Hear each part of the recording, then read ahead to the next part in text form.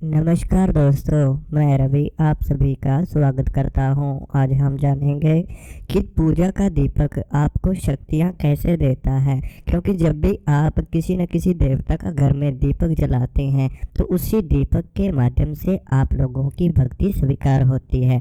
उसी दीपक के माध्यम से देवता आपको शक्तियां प्रदान करते हैं। पूजा में दीपक का सबसे बड़ा महत्व है।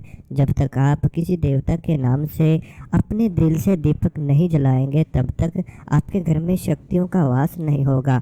आप लोगों ने महसूस किया ही होगा कि दीपक हमें संकेत भी देते हैं, जैसे दीपक में फूल बनना, दीपक की लौ का ऊपर की तरफ उठ जाना, पूरी बाती का जल जाना। तो इस तरह से दीपक हमें काफ़ी संकेत देता है जिनसे हम जान सकते हैं कि हमारे इष्ट देवता हमारी भक्ति से प्रसन्न है।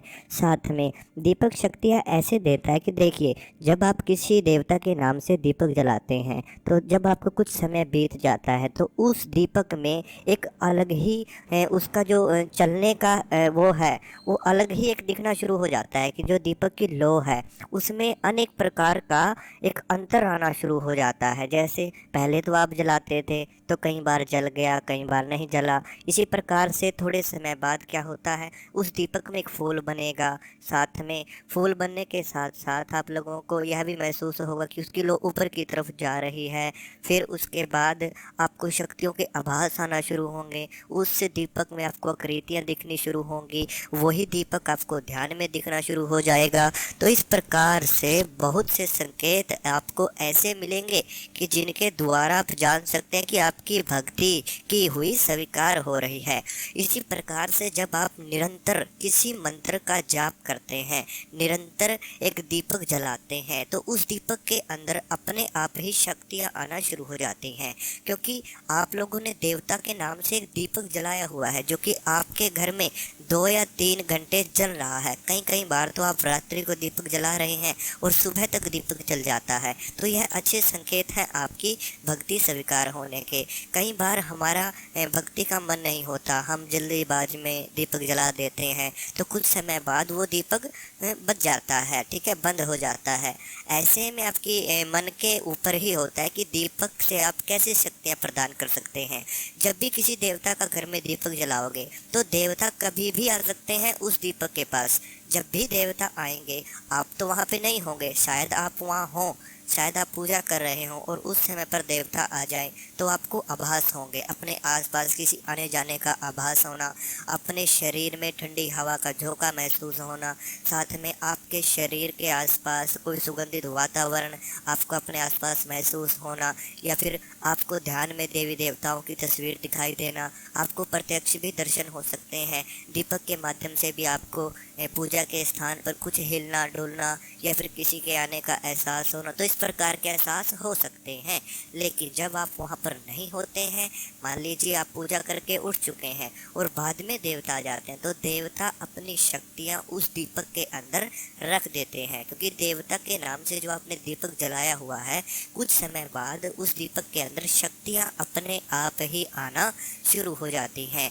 और फिर आप जितना समय उस दीपक के सामने बैठते हैं उतनी ही शक्तियाँ आपके शरीर में समाहित होती हुई चली जाती हैं। सब लोगों को भी यह देखना चाहिए कि आप अपने देवता के नाम से कितना समय देते हैं, कितना समय आप उस आसन पर लगाते हैं, कितना समय आप उस पूजा पर लगाते हैं। क्योंकि जब तक आप लोग अपने मन से उन मंत्रों का उच्चारण नहीं करोगे, अपने मन से उन देवताओं को नहीं पुकारोगे, जब तक उस दीपक की लो आपके मन में जागृत नहीं होगी, तब तक आप लोगों को कोई भी फायदा इस चीज से नहीं मिलेगा।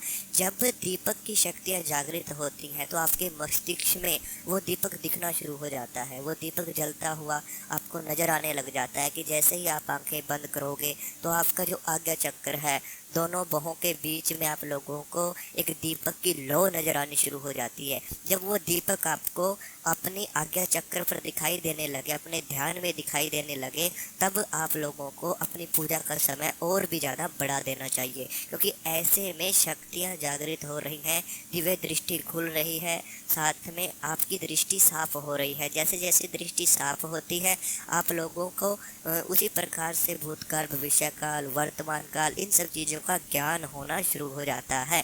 साथ में अब बात आती है काफ़ी साधक ऐसे हैं जो पूजा के समय पर अनेकों देवी देवताओं के दीपक जलाते हैं और काफ़ी साधक ऐसे भी हैं जो एक ही दीपक पर सभी देवी देवताओं का नाम ले देते हैं। लेकिन आप लोगों को जो आप दीपक जलाते हैं वो किसी एक देवता के नाम से ही जलाना चाहिए, क्योंकि जिस देवता के नाम से आप दीपक जलाएंगे वही देवता उस पर जागृत होते हैं।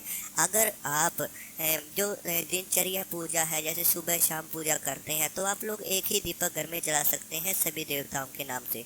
लेकिन अगर आप इस मार्ग पर आगे बढ़ रहे हैं तो आप लोगों को दीपक अपने देवताओं का एक ही जलाना होगा। एक देवता का एक दीपक, दूसरा देवता कोई अगर है तो उनके नाम से कोई अलग दीपक ही जलाएं, क्योंकि काफ़ी देवताओं के दीपक तिल के तेल के जलाए जाते हैं, चमेली के तेल के जलाए जाते हैं, घी से जलाए जाते हैं, सरसों के तेल से जलाए, तो कई प्रकार से अलग अलग सामग्री के साथ अनेकों देवताओं के दीपक घर में जलाए जाते हैं। लेकिन आपने महसूस किया होगा कि अगर आप 2 या 3 घर में दीपक जलाते हैं तो उनमें से कुछ दीपकों के अंदर ही फूल बनेगा, और कुछ दीपक जिनके देवता के नाम से आप जलाते हैं, जिनकी आपके मन में श्रद्धा है, आपके मन में करुणा है, जिन देवताओं के लिए आपके मन में प्यार है, उन्हीं देवताओं के दीपक में आपको अनुभूतियाँ होती हैं। कई बार दीपक का हिलता हुआ महसूस होना, कई बार ऐसा लगना कि रात्रि में वो दीपक दिखाई दे रहा है। तो इसी प्रकार से होता क्या है कि आप लोगों को सबसे पहले अपना शरीर पवित्र करना होगा, उसके बाद पूजा का स्थान पवित्र करना होगा।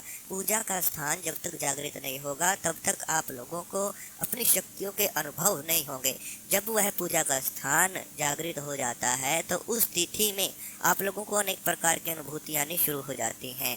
जैसे आपके शरीर को किसी ने छुआ हो, या फिर आपके ध्यान में कुछ आकृतियाँ दिख सकती हैं। वह आकृतियाँ शुरुआत में हल्की होती हैं, फिर वह जैसे जैसे आपका ध्यान बढ़ेगा, आपकी पूजा बढ़ेगी, तो उस दीपक की लौ के द्वारा आपकी दृष्टि खुलनी शुरू हो जाएगी। साथ में आप लोगों को आभास होने शुरू हो जाएंगे कि जैसे आपको कुछ दिख रहा है, आपके अपने दोनों बाहों के बीच में आपको पानी की तरह हल्की हल्की तस्वीरें नज़र आना शुरू हो जाएंगी। उसके बाद वह तस्वीरें साफ होना शुरू हो जाती हैं, देवी देवताओं के दर्शन आपको ध्यान में दिखना शुरू हो जाते हैं।